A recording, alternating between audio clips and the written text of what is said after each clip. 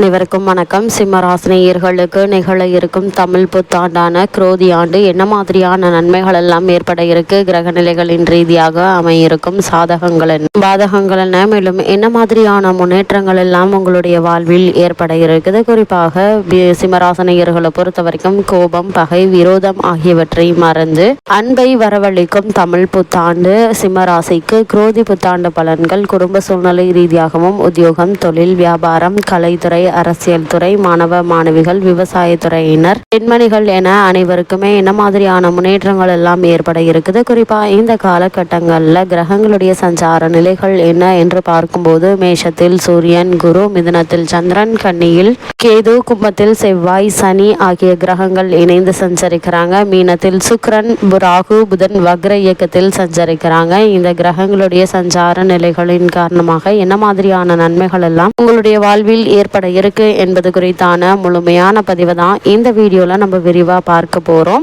இந்த தமிழ் புத்தாண்டை பொறுத்த வரைக்கும் கோடான கோடி மக்களுக்கு புத்துயிரும் நம்பிக்கையும் மட்டும் குரோதி தமிழ் புத்தாண்டு பிறந்திருக்குதுங்க. சித்திரை 1ஆம் தேதி 14/4/2024 நமது தமிழ் புத்தாண்டு வானசாஸ்திர விதிகளின் அடிப்படையில் கணக்கிடப்பட்டு நிர்ணயிக்கப்பட்டு இருக்குது. பல நூற்றாண்டுகளாக நவகிரக நாயகன், பித்ருக்காரகன், ஆத்ம சரீரக்காரகன் என்றெல்லாம் பூஜிக்கப்படும் சூரிய பகவான் தனது உச்சராசியான மேசராசியில் பிரவேசிக்கும் புனித நாளையே தமிழ் புத்தாண்டு பிறக்கும் புண்ணிய தினமாக கொண்டாடி வருகிறோம். அன்று நமது மூதாதையர்களை பக்தியுடன் நினைத்து பூஜித்து அவர்களின் அருளையும் பெறுகிறோம். அன்று தர்ப்பணம், பித்ரு பூஜை, எள்ளுடன் கூடிய தீர்த்தம் ஆகியவற்றை அவர்களுக்கு சமர்ப்பிக்கின்றோம். அவர்களுக்கு நாம் சமர்ப்பிக்கும் எள்ளும் தீர்த்தமும் அவர்கள் எந்த உலகில் இருந்தாலும் எத்தகைய பிறவியை எடுத்திருந்தாலும் அவர்களுக்கு அன்னமாகவும் அமுதாகவும் தாகத்திற்கு தீர்த்தமாகவும் சூரியனின் மூலம் சென்றடைகின்றது. பாரத மக்களின் பண்பாடும் வழக்கமும் ஒவ்வொரு விசேஷ நாளும் தெய்வத்தையும், மறைந்த முன்னோர்களையும், தாய் தந்தையரையும், பெரியோர்களை பூஜிப்பதே ஆகுங்க.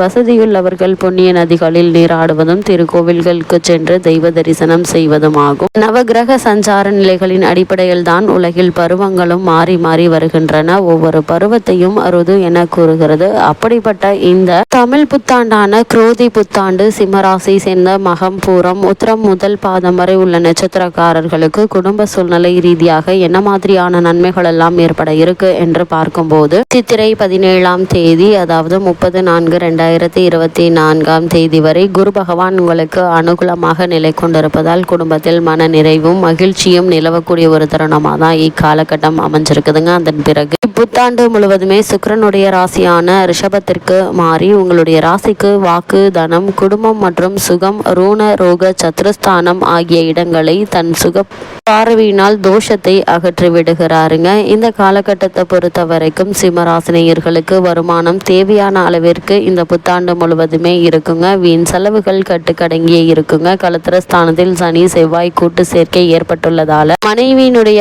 ஆரோக்கியத்தில் கவனமாக இருப்பது மிக மிக அவசியங்க. சிறு உடல் உபாதை என்றாலும் கூட உடனே மருத்துவரிடம் அணுகி அதற்கான சிகிச்சை எடுத்துக்கொள்வது நல்லது. ஜோதிடம் என்பது எதிர்காலத்தை பற்றி அறிந்து கொள்வதற்காக மட்டுமே ஏற்பட்டுள்ள கலை என நினைப்பது தவறாகுங்க. குறிப்பிட்ட காலகட்டங்களில் நாம் என்ன செய்ய வேண்டும், எவற்றை தவிர்க்க வேண்டும் என வாழ்க்கைக்கு வழிகாட்டும் ஒளிவிளக்காகவும் இந்த ஜோதிடம் அமைஞ்சிருக்குதுங்க. சிம்மராசினியர்களை பொறுத்த வரைக்கும் திருமண முயற்சிகளை மேற்கொள்பவர்களாக இருந்தீங்க அப்படின்னா ஒரு சில சிறு சிறு பிரச்சனைகள் ஏற்பட்டு அதன் பின்பு நல்ல வரன் அமையுங்க. செவ்வாயினுடைய நிலை காரணமாக சிலருக்கு வீடு மாற்றம் ஏற்படுவதற்கு சாத்தியக்கூறுகள் இருக்குதுங்க. சிம்மராசினியர்களை பொறுத்த வரைக்கும் இந்த தமிழ் புத்தாண்டான குரோதி புத்தாண்டில் வெளியூர் பயணங்கள் வெற்றிகரமாக அமையுங்க. நெருங்கிய உறவினர் ஒருவருடைய வாக்குவாதம் ஏற்பட்டு மன நிம்மதி பாதிக்கப்படுவதற்கான வாய்ப்புகள் இருக்குது. எத்தகைய நிலையிலும் உணர்ச்சி வசப்படுவதை தவிர்ப்பது மிக மிக அவசியம் என்பது கிரகங்களுடைய சஞ்சார நிலைகள் தெளிவாகவும் உறுதியாகவும் எடுத்துக்காட்டுதுங்க. சிம்மராசி சேர்ந்த உத்தியோகஸ்தர்களுக்கு நிகழ இருக்கும்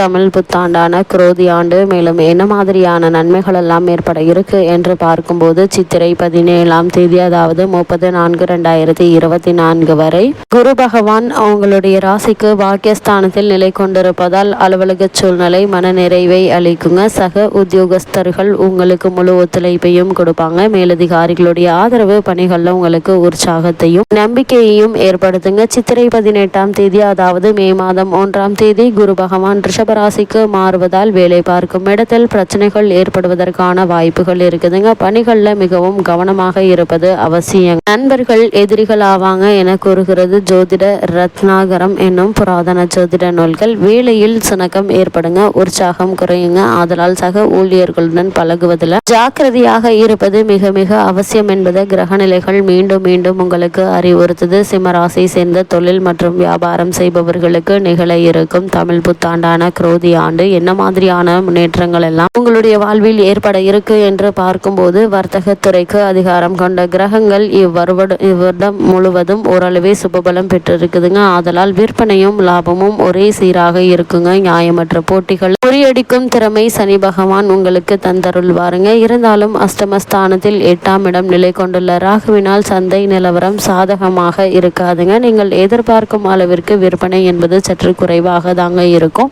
நிதி நிறுவனங்களுடைய ஒத்துழைப்பு குறைவதற்கான வாய்ப்புகள் அதிகம் இருக்குதுங்க. வெளியூர் பயணங்கள் பெரிய லாபத்தை பெற்று தராதுங்க. இந்நிலையில் ஆனி 4ஆம் தேதி, அதாவது 18/6/2024 வரை நீடிக்குதுங்க. ஆனி 5ஆம் தேதியிலிருந்து வியாபாரம் சூடுபிடிக்க ஆரம்பிக்குங்க. இந்த காலகட்டத்திற்கு பிறகு படிப்படியாக லாபம் உயரக்கூடிய ஒரு தருணமாக தான் இக்காலகட்டம் அமைஞ்சிருக்குதுங்க. இந்த முன்னேற்றம் ஆண்டு முடியும் வரை நீடிக்குது. இத்தருணத்துல உங்களுடைய பொருளாதார நிலையை சீர் செய்து கொள்ள சிறந்த ஒரு காலகட்டமா இத்தருணம் அமைஞ்சிருக்குதுங்க. சிம்மராசியை சேர்ந்த கலைத்துறையினரை பொறுத்த வரைக்கும் நிகழ இருக்கும் தமிழ் புத்தாண்டான குரோதி ஆண்டு என்ன மாதிரியான முன்னேற்றங்கள் எல்லாம் ஏற்பட இருக்கு என்று பார்க்கும்போது, இப்புத்தாண்டில் பெரும்பான்மையான கிரக நிலைகள் உங்களுக்கு சாதகமாக இல்லைங்க. சிறிய காரியமானாலும் அதிகமாக அலைய வேண்டி இருக்குங்க. வருமானம் தேவைக்கு சற்று குறைவாகவே இருக்குங்க. எதிர்பார்த்திருந்த வாய்ப்புகள் ஏமாற்றத்தை அளிக்குங்க. திரைப்படத்துறையினர் அளவோடு நன்மை அடைவார்கள். தயாரிப்பாளர்கள் குறைந்த அளவில் முதலீடு செய்து தரத்தில் உயர்ந்த கருத்துக்களை கொண்ட படங்களை எடுப்பது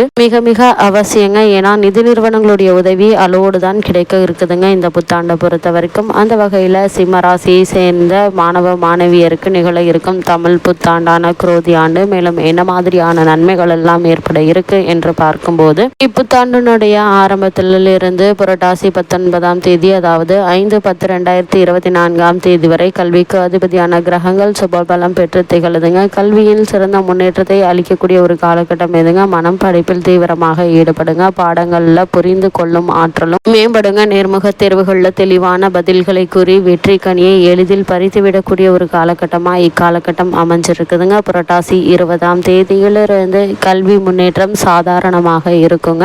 இன்றைய கல்விதான் நாளைய எதிர்காலம் என்பதை மனதில் நிறுத்தி இப்ப கல்வியில் உங்களுடைய முழு கவனத்தையும் செலுத்துவது நல்லது. அதே போல சிம்மராசி சேர்ந்த விவசாயத்துறையினரை பொறுத்த வரைக்கும் விவசாயத்துறைக்கு அதிபத்தியம் கொண்டுள்ள கிரகங்கள் ஓரளவு சுபபலம் பெற்றிருக்குதுங்க. இதனால இந்த வருடம் முழுவதுமே விளைச்சல் எதிர்பார்க்கும் அளவிற்கு இருக்குங்க. இந்த ஆண்டின் மேகாதிபதி சனி பகவானாக இருப்பதால் தேவைக்கு சற்று அதிகமாகவே மழை பொழியுங்க. கால்நடைகளுடைய பராமரிப்பில் பணம் செலவழியுங்க. பழைய கடன்கள் இருந்துச்சு அப்படின்னா அவற்றை அடைத்து நிம்மதி பெறக்கூடிய ஒரு தருணமாக தான் இக்காலகட்டம் அமைஞ்சிருக்குது. சிம்மராசினியர்களுக்கு கிரக நிலைகளின் ரீதியாக கூறப்படும் பரிகாரம் என்ன என்று பார்க்கும்போது, சனிக்கிழமைகள் தோறும் அருகிலுள்ள திருக்கோவில் ஒன்றிலோ அல்லது உங்கள் வீட்டின் பூஜை அறையிலோ மாலையில் 5:30 மணி முதல் 7:30 மணிக்குள் 5 நல்லெண்ணெய் தீபங்கள் ஏற்றி வந்தால் போதுங்க. எண்ணற்ற நன்மைகள் உங்களுடைய வாழ்வில் ஏற்படும்.